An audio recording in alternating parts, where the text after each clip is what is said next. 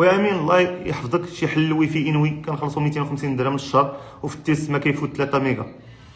خويا المشكله ديالك السي جواد، وكنت هذا الشيء كنت نشرته في واحد الموضوع سابق، انه الناس ملي كيبغيو يدخلوا واحد الريزو، يعني ملي كيبغيو يدخلوا الكارت جي ريزو ولا يعني الكارت جي، يعني تيبغيو يدخلوا الانترنت، داك الروتور اللي كيخدم بالريزو، كاين المشكل الاول اللي كيوقعوا فيه هو، اولا الخطا الاول اللي كيوقعوا فيه هو انهم ما تيتشيكوش بعدا ديك لازون اللي غيحطوا فيها داك الجهاز واش وصلها الريزو مزيان.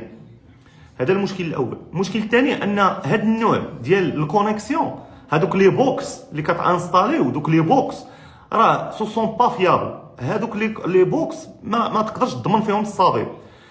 نعطيك هي مثال، دابا حنا داخلين على الشتاء، غتبدا الشتاء، ملي تتكون الشتاء تتكون الضبابه، هذاك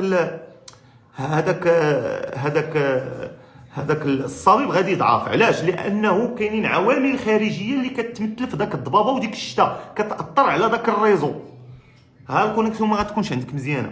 مثلا الا كنتي السي جواد انت في واحد البلاصه اللي فيها لي فريكونس غاديو بزاف، تقدر باغ اكزومبل انت كاين في حداك واحد المصحه او لا حداك شي اجهزه اللي كيتامي فيهم لي فريكونس غاديو بزاف، غيأثر ليك على هذاك الكارت جي ديالك.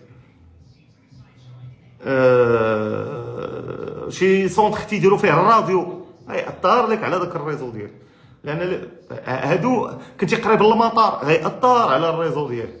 فلهذا اخويا خاصك اولا تشيكي مزيان فين غادي، يعني حاول انك مثلا شي واحد عنده تليفون انوي ولا هذا تيستي معاه، عاد ديك الساعه شري وحط، واخا تشري وتحط وتكون الكونيكسيون مزيانه او لا داك النهار مزيانه، خاصك تعرف انه ما يمكنش تضمن يوميا هذاك الصابيب، لانه كاين كما قلت لك عوامل بزاف اللي تقدر تخلي هذاك الريزو عندك ما مزيانش.